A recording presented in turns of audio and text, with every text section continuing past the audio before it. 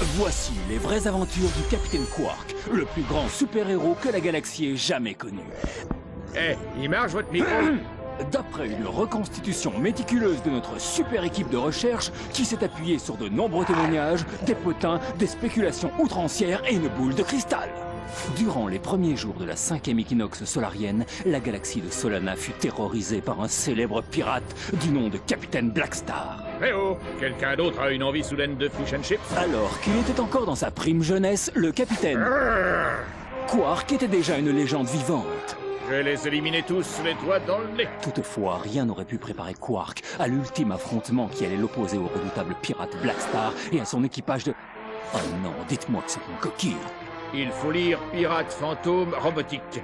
Apparemment, la lecture, c'est pas votre fort, professeur. Bref, regardons maintenant le chapitre interactif, épisode 1, l'argent fait le bonheur.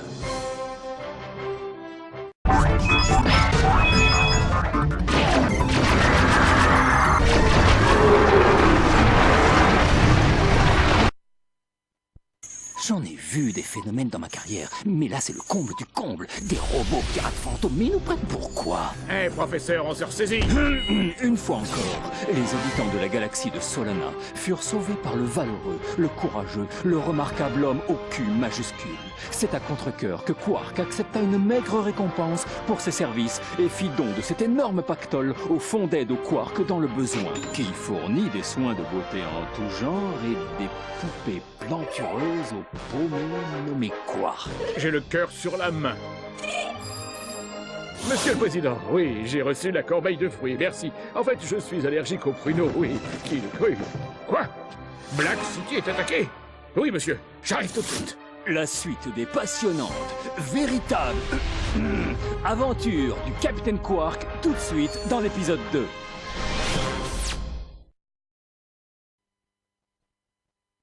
Les aventures de Quark, épisode 2, à mort, les amibes. Un nouveau chaos se préparait dans les marécages lugubres de Blackwater City. Une terrifiante espèce de monstre appelée amibe géante, née dans le labo d'un savant déjanté nommé Dr Nefarious. Mais ils me font passer pour un fou, Lawrence. On verra bien qui aura l'air désaxé quand mes créatures auront exterminé toute vie sur cette maudite planète. Ils verront alors qui est fou, monsieur. Quand le Capitaine Quark rencontra les amibes géantes pour la première fois, il mit immédiatement à exécution le plan de riposte d'urgence, numéro 2. Eh, attendez une minute.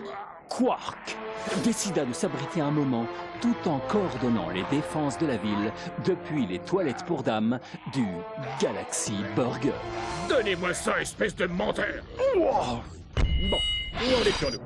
Dès lors que j'atterris dans cette ville, je sus que la situation requérait un assaut de front. Sans hésitation, je me lançai alors dans une lutte acharnée contre la horde d'amibes géantes.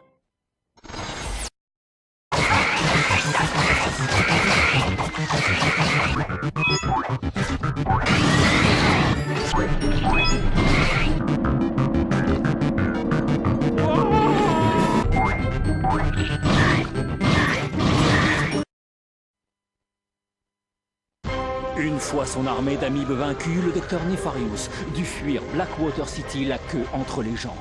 Je n'ai pas dit mon dernier mot. Ma vengeance sera terrible, même si je dois attendre 1000 ans. Le docteur Nefarious avait raison sur un point. Il allait affronter Quark à nouveau et bien plus vite que prévu, car un véritable héros comme le Capitaine Quark ne reculerait devant rien au nom de la justice. Quoi? J'ai rien dit. Épisode 3. L'ombre du robot. Pendant 6 jours, le Capitaine Quark resta collé au vaisseau comme une vulgaire fiente verte d'oiseaux galactiques géants. Puis le vaisseau arriva enfin à destination, un labo robotique secret sur la planète Magmos. Grâce à son extrême maîtrise de l'art ancien du déguisement, Quark put se glisser dans le labo sans être repéré. Est-ce que quelqu'un... quelqu'un a commandé une pizza? Le plan de Quark était parfait. Mais à l'insu de notre héros, ses moindres faits et gestes étaient observés. Le célèbre Capitaine Quark ne peut pas être aussi stupide. Quoique, Même les imbéciles heureux peuvent exceller dans certains domaines, monsieur. Les savants fous, par exemple. Dois-je le faire éliminer, monsieur? laissez-le venir à nous. Je lui réserve une surprise des plus surprenantes.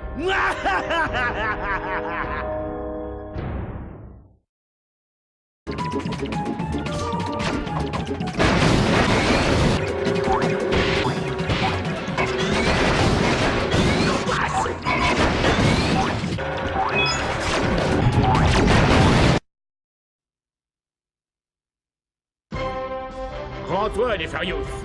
Jamais! Je suis le plus grand génie que la galaxie ait jamais connu. Tu ne fais pas le poids contre ceux de mon espèce. Ah, quelle répartie! Au lycée, je fichais des raclés à ceux de ton espèce. Je parie que ta cavalière au bal de fin d'année fonctionnait sur pile comme toi.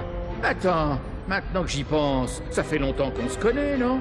Non! Je veux dire, non, bien sûr que non. Le cours de bio de Monsieur Bozel en 3e. Ah! J'ai toujours détesté la biologie. Je te remets, toi. Tu captais la radio avec ton appareil dentaire. Tu te souviens comme j'essuyais le tableau avec ton pantalon pendant que tu le portais? Ah, c'était le bon vieux temps. Tu étais 3 fois plus grand que moi, espèce de gros lourdeau. J'ai toujours été grand pour mon âge. Tu avais 26 ans. Eh, une petite démonstration en souvenir du bon vieux temps?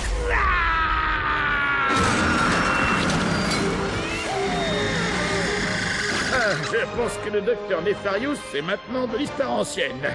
Allons fêter cette nouvelle mission victorieuse. Mais le danger n'était pas écarté. Car en repoussant une menace de la galaxie, Quark en avait engendré une autre encore plus terrifiante.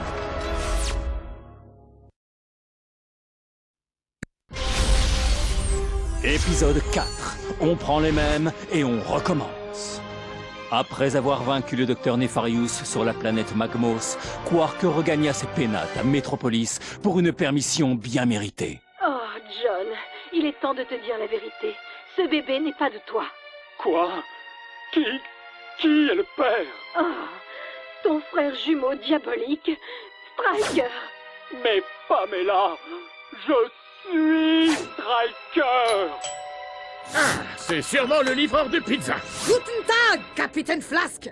Oh, Helga, mais qu'est-ce que tu fais là? Je viens pour te secouer les puces. Tu as sacrément enflé.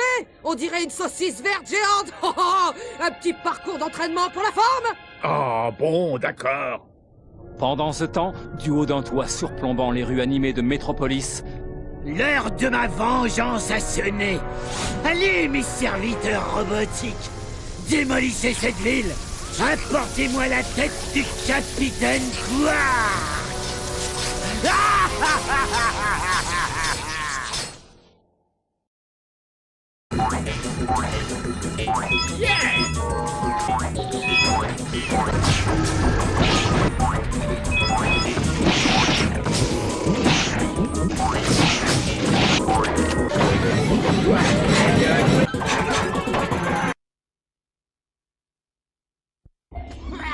Quark.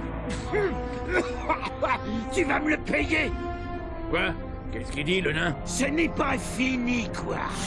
Je jure qu'un jour je reviendrai pour te détruire et humilier la ville de Métropolis tout entière. Juste un petit conseil, Nefarious. Arrête, tu vas attraper la grosse tête. c'est ainsi que Quark crut se débarrasser de la menace qui pesait sur la galaxie pour de bon. Mais on dirait qu'il manque quelques pages. Merci, professeur, je vais prendre la suite. Et c'est ainsi que se termine la plus grande histoire de bravoure et d'héroïsme. C'était la véritable histoire du triomphe du capitaine Quark sur l'abominable super méchant connu sous le nom de Dr. Nefarious. Voici la véritable histoire, celle que le capitaine Quark vous dissimulait. Le seul, l'unique chapitre manquant, inédit, non censuré, absolument invraisemblable, des aventures de Quark. Âme sensible, s'abstenir. Juste un petit conseil, Nefarious. Arrête, tu vas attraper la grosse tête. C'est ainsi que Quark cru se débarrasser de la menace qui pesait sur la galaxie pour de bon. Mais il avait tout fait. On les fesses! Quelqu'un a parlé? Pouah! Pourquoi vous avez été si long? Je choisissais de nouveaux rideaux pour la chambre de torture. Ils sont en velours frappé avec une fine bordure dorée. Oh, je pense qu'ils pimenteront agréablement l'espace. Bon, on s'en fiche. Prenez Quark et déguerpissons d'ici. Tout de suite, monsieur. Oh, Quark, je n'ai jamais rencontré un homme comme vous. Je m'intéresserai plus jamais aux autres hommes. C'est ce qu'elles disent toutes. Où suis-je? Tu es dans ma prison secrète, attendant le plus astucieux et le plus dépravé de tous les châtiments jamais imaginés. Venez, Lorenz, c'est l'heure de mon massage. Ah, youpi. Grâce à sa quark-tastique antenne, Quark réussit finalement à ouvrir la porte de sa cellule. J'y suis presque. Mais son évasion ne passa pas inaperçue. Oh oh.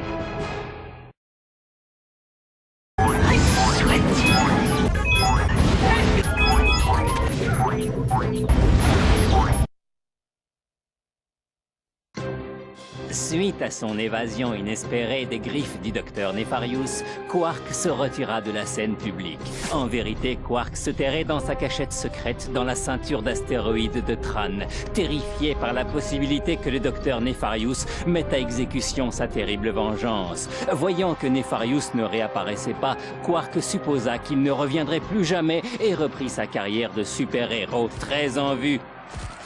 Mais la galaxie allait bientôt avoir des nouvelles du docteur Nefarius. Aïe! Mais enfin, qu'est-ce que vous faites andouille? Tenez bon, monsieur. C'est une procédure très délicate. Là, ça devrait faire l'affaire. Allez-y, marchez un peu pour voir. Qu'est-ce qui se passe? Où sont mes bras? Qui laisse derrière? Oh, pardon, monsieur. C'est ma faute. Pamela. Oh, John. Oh là là. Il faudra bien réparer ça. Un de ces jours.